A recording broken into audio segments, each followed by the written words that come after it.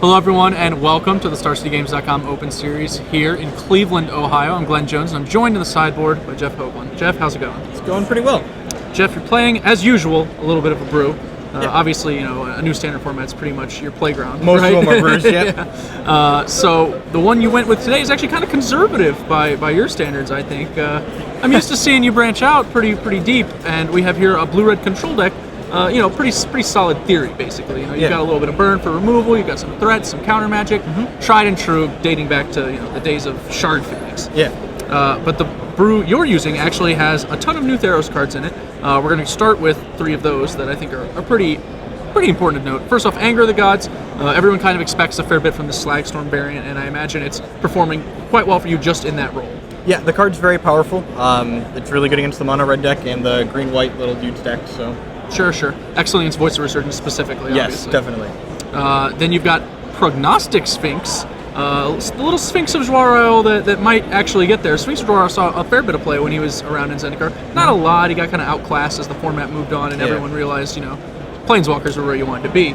But at the same time, being able to gain hexproof is really powerful for the Prognostic Sphinx, and the Scry is no joke either. Yeah, definitely. The Prognostic Sphinx is kind of like this deck's 5-mana Aetherling-ish card. Okay. It doesn't require constant mana investment, and the only thing that really kills it is Verdicts. So it's very powerful. Its stats also match up really well against all of the 4/4 dragons that are coming off the top. Makes a lot of sense. Sure. The Stormwrath Dragon just gets shut down completely, and you can also crack back, dig for answers that you might need as well. Yep. It's also not profitable for a Boros Reckoner to attack into it, so... Yeah, definitely can't trade. Yep. Can discard a card in response to. So a lot of pluses and minuses going on with the Prognostic Sphinx, mostly as, it's not a quick game closer, I think, is its biggest detriment, but it's obviously, a pretty durable creature. Yeah, and it also finds you your faster game closer while it's attacking. All right, and then last, certainly not least, Thassa, God of the Sea. The gods kind of have received some mixed hype.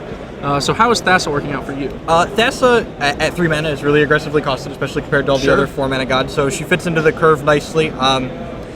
She allows the deck to play some filtering on 3, because unlike the Sphinx's Revelation decks, we don't need to hit all of our land drops. We're happy just getting to 5 or 6, so we get to scry away a ton of cards that otherwise wouldn't be action.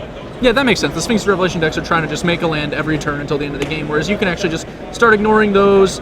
You've got a 5/5 beater maybe you can turn on, and the Scry one also doesn't require any mana investment, so you're not stuck playing cards like Divination necessarily to try and fuel you. Yeah, definitely. And the sweet thing about Thassa is even though we're more of a controlling deck, it allows the deck to have more aggressive draws where sometimes they just die on turn 5.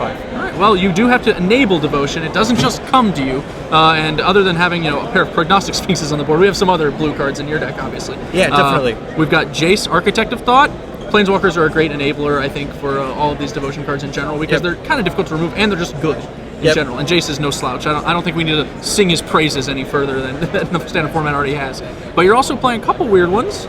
Frostburn weird on 2. Reasonable creature. We've seen some people proposing that he might be a go-to man in standard. I think Frostburn Weird's going to become a standard staple, especially if the aggressive decks stay around. Jace and Weird both have the effect that they force your opponent to overextend into your Anger of the Gods. Okay. So that's a powerful effect. Yeah, no, I don't disagree. The fact he sticks around through the Anger of the Gods, that's huge. Yeah, that's definitely, And against control decks, how do you evaluate the Frostburn Weird as a threat? Like, does he actually create a little bit of pressure, or has that not been your experience? Oh yeah, definitely. In my first round, I was able to just clock my opponent for 2 turns in a row with Frostburn Weird and Thassa. Oh, well, that'll get the job done. Another enabler that you have, again, not as great against control, however, is Claustrophobia.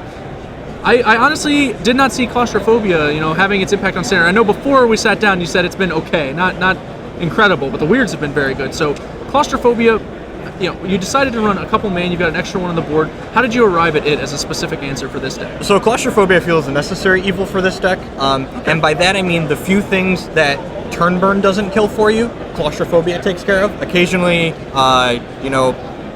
Desecration Demon can be a hassle, especially if you get stuck on 3 or 4 lands, so you can stop their 4 mana investment with your 3 mana investment. Not bad, especially once you're trying to move into these game plans where you have Syncopate and Dissolve up while you're playing your own spells. Yeah, exactly. So turn burn's expensive even when you do want it sometimes, and the fact that it enables 2 Devotion is very relevant for your Thassa. Yeah. Because especially if you have Frostburn Weird on 2, Thassa on 3, Claustrophobia, tap a dude on 4, now I've got 2 giant creatures you have to attack through. very powerful. Yeah, it can definitely make things really tricky for them. Yeah. And when you're playing a more limited sweeper, like Angular Gods is no Supreme Verdict, even though it is a very good card, being able to answer something large is obviously very important. It's also been a really effective answer to like Boros Reckoner, so that way I don't actually have to like kill it with damage. It can just be there and be irrelevant. Yeah, you stick around over there, we're good. You don't have Sphinx's Revelation. Obviously, you're blue and red. Correct. So you've supplemented the card drawing aspect of the deck with another card that people have, played a couple of times, mostly in Grixis decks of the past. Thought Flare, really strong limited card. How's it been playing out for you today? I'm really happy with Thought Flare. A question I get a lot that people have been looking at the deck is why am I not playing Steam Augury? And the answer is I think Thought Flare is just worth the 1 mana more investment. A lot of the time your Steam Augury piles, like there's one really relevant card and you never get that relevant card with the Steam Augury. And Thought Flare has the added bonus that you can hold land, so if you draw 4 pieces of action, you get to keep all of them. Sure. And your opponent doesn't get to see the action that you're drawing. Yeah, and we already discussed that. The being able to hold lands is definitely a big difference between this and other control decks. Yeah, definitely. So yeah, I kind of agree with you on Thought Flare versus Steam Augury, and there's definitely some tension between those two cards. So for sure, we might have to wait to see Steam Augury hitting it until Thought Flare takes a vacation. Yeah. And last but not least, you got another Theros card in your sideboard. I was actually pretty interested to see it because it's very different from what the rest of the deck is doing, and it's Hammer of Perforos. A lot of people have thought that this card might be sort of a Fires of Yavimaya with upside, but it's obviously not playing that role in this deck. Like it grants your creatures haste, but like you're playing it to have some sort of inevitable, grinding golem. Definitely. The Hammer was my answer. I tried a variety of cards in my sideboard to go underneath the other control decks that are playing Sphinx's Revelation, and Hammer was the most effective role for that slot, especially if you are on the play. The only counter magic for it is Negate or Swan Song. Like, you get to play it before they have Dissolve mana up. And it's another outlet for your excess land if you're unable to scry them away. Just put a 3/3 on the table, and eventually they're going to Verdict it or Azorius Charm it, and then you make another one.